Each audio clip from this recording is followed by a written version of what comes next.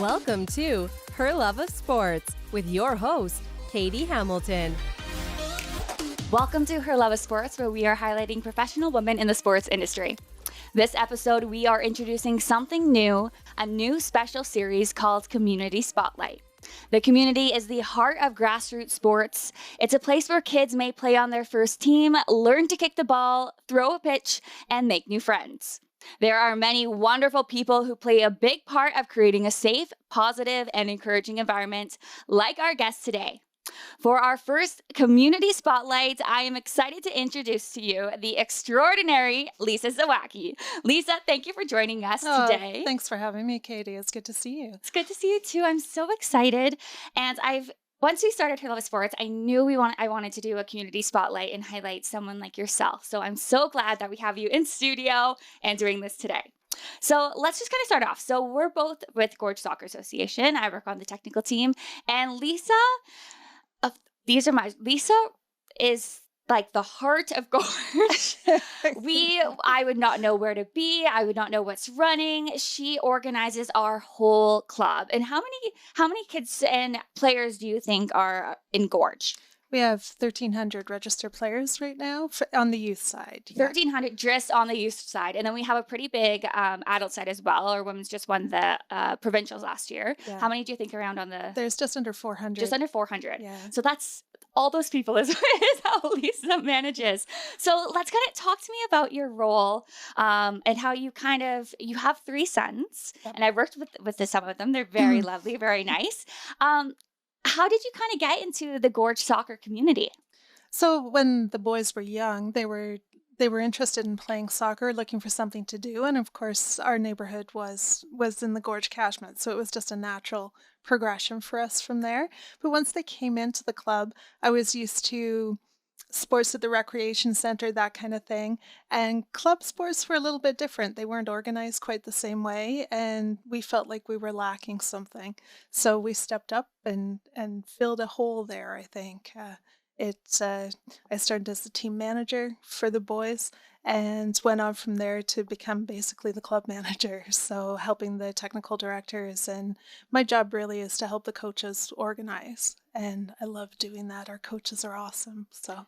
Well, we love having you. I know and the Zawackis, we're just going to talk about your family for a minute because they are also like the heart of Gorge too. Your husband coaches, all 3 sons, coach and play. And I feel like it adds so much to being a community sport and community organization as well, as having those families and having all those, the family tree. And it's just fantastic. And so let's go back. So what did you do for school? What do you do for work? Let's talk about that a little bit. I'm a graphic designer in the real world, but I also went to University of Toronto for speech pathology. So wow. Completely unrelated to what I do. Wow. But yeah, and many, many years ago when I started having children, we left Toronto and came out here to work, and I was offered a work from home position. So I've been working from home as a designer for 25 years now. So wow. So yeah. And I don't know how you have any time to be able to do all this Gorge stuff, because the Gorge stuff that you do is like a full-time job on its own, not to mention your actual job. Well, I cut back a lot on my actual job. Honestly, working in the soccer community is my favorite thing. And going down to the field and seeing the kids in action and seeing the smiling faces and everything else down there, that's what makes it all worthwhile. So that's my priority these days, definitely. Absolutely. And we just had our year-end kind of roundup tournament for the U7s to U10s. Yeah. That was so much fun. And Lisa, you organized it all. You got us all on time and got us, to the right spot. But just seeing the community down there, and I had some friends and family that just came down just to take a look, and they were honestly like blown away about how the positive energy. And it's Victoria. It's been raining a bit. And it rained when we were setting up. It had that gloominess to it, but the sun came out for the tournament, and it was something that was very special. Like, just to be a part of it, the smiling faces, all ages, the families, it just had a really great energy. And I think lots of that is from the work that you do, a reflection of it. I think we're building a sense of community for these kids and their families, right? So we want to create a welcoming environment for them and draw them all into what we're doing. So having a season wrap up like that, fantastic way to end the season, right? Yeah. It's good to see them all out there. So. Absolutely. And you've been with Gorge for so long. How important is it, do you find, with having this available for families and for kids? And we also have a lot of families, refugee families or families not from Victoria that are coming. So how important do you think it is, just having this available? I think it's absolutely huge for our players to become part of a community, and for our recent immigrants from the Ukraine, from Africa, from various places, it's given them a connection and a place to feel like they belong. And it's so neat to see those kids out there, to see them developing their English skills. All of those things are partially coming from the fact that they're involved in community soccer.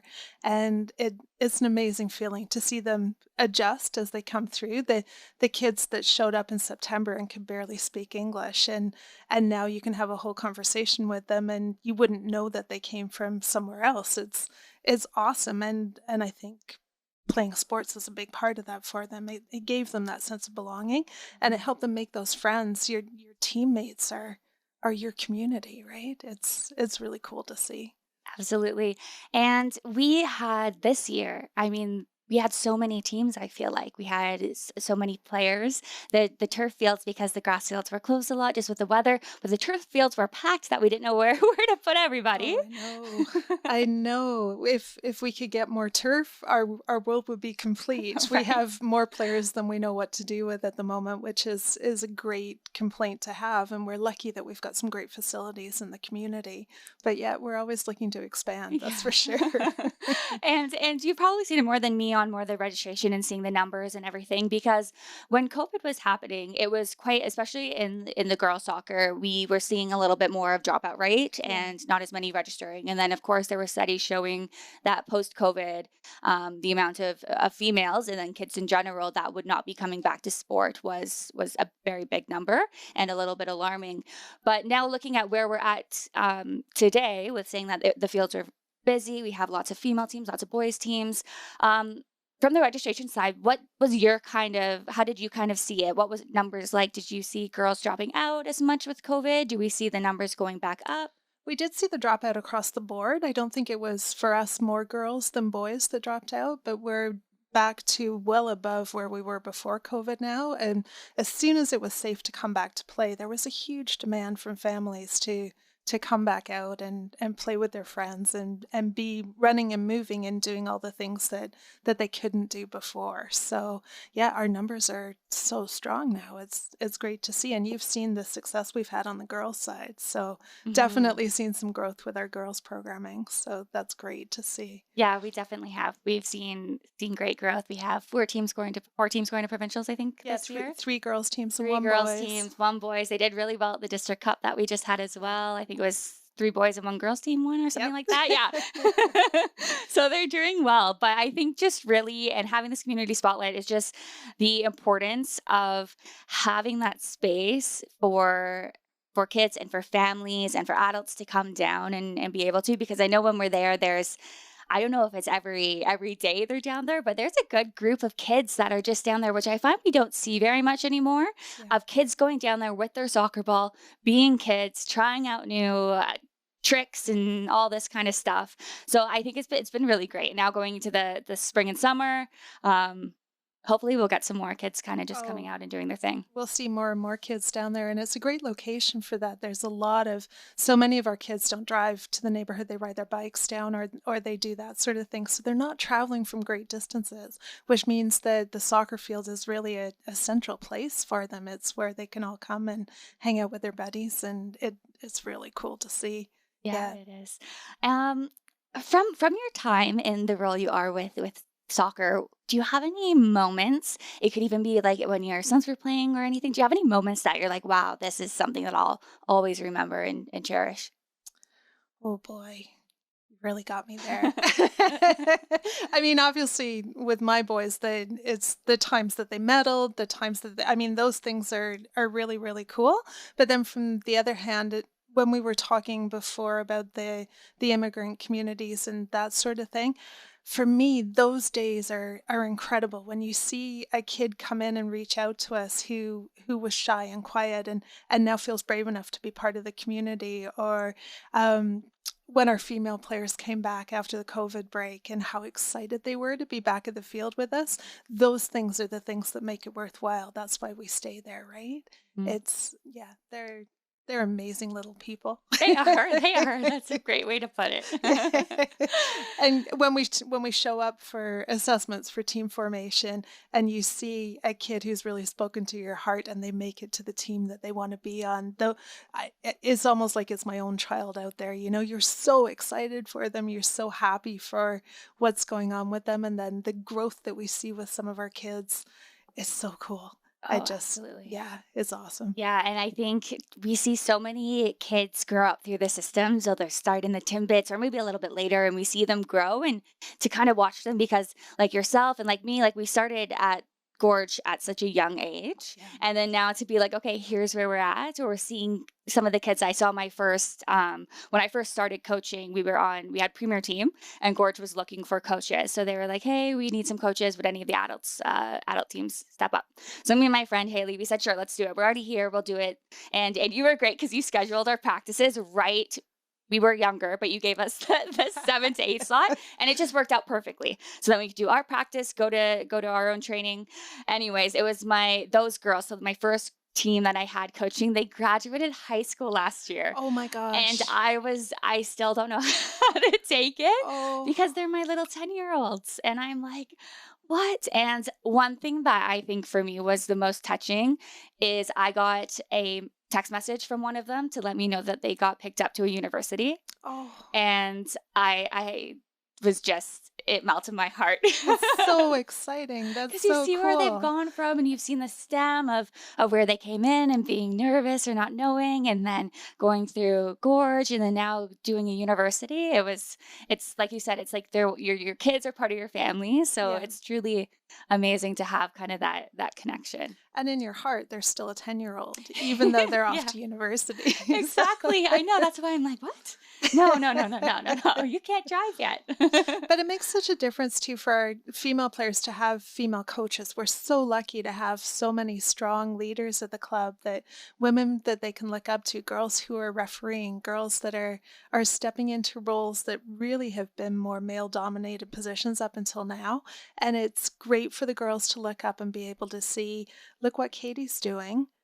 I could do that one day. Like, sport is a thing that I can work through. Sport is something that gives me joy, but it's also something I can do more with. I can grow into what I'm doing, and being able to see people like you in the community really, really helps the girls out there. Oh, thanks. Well, I think exactly like and that's what I like to talk about too, is you might love sports, you might love playing, but maybe playing or being a professional or going to university isn't what you're interested in or just isn't in your wheelhouse.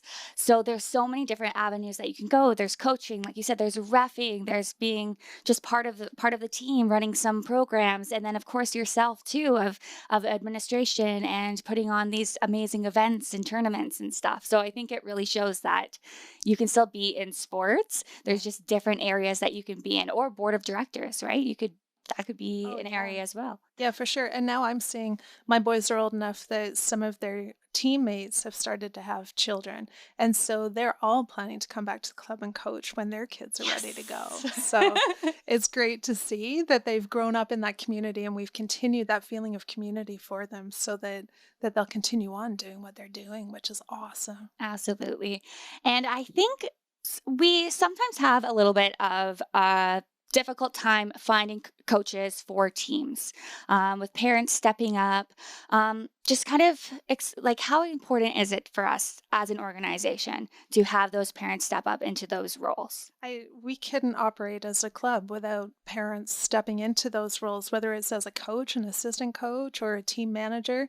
And being a manager really helps everybody because it helps communicate information to people and all of that. If we don't have coaches, we'll have to turn players away. Mm-hmm. So when you get that phone call from one of our staff begging you to coach, if you say no, there's a chance that another 12 kids aren't going to play soccer that year. So we really push as hard as we can. And anybody who has experience or who's even happy to help with children, you don't necessarily need to know the rudiments of the sport to coach basic soccer, right? If you're coaching U7, U8, it's pretty basic, pretty chill. Keeping them entertained, keeping them active, but not as much the exact skill, say, or offsides and all that at U7. No, it's all about energy and a loud voice. Exactly. Yeah, if you have energy, you're great. Yeah. We got you. Yeah, they'll drain you of it, but you'll need a little nap afterwards, but definitely. Or it's definitely rewarding though. And for sure. That's what I love too, is going on the days that I'm there, and seeing our fields just filled with youth players, especially the young ones, when we see at 5 o'clock, and then seeing their faces light up, the parents on the side being just so excited to watch their kids play. And then the coaches, for sure, like when you see the coaches that are involved and knowing the kids' names and keeping them engaged, it's really something special. Yeah. Really cool to see. And those people, like you said, you have that connection with them that lasts a lifetime in a lot of cases, right?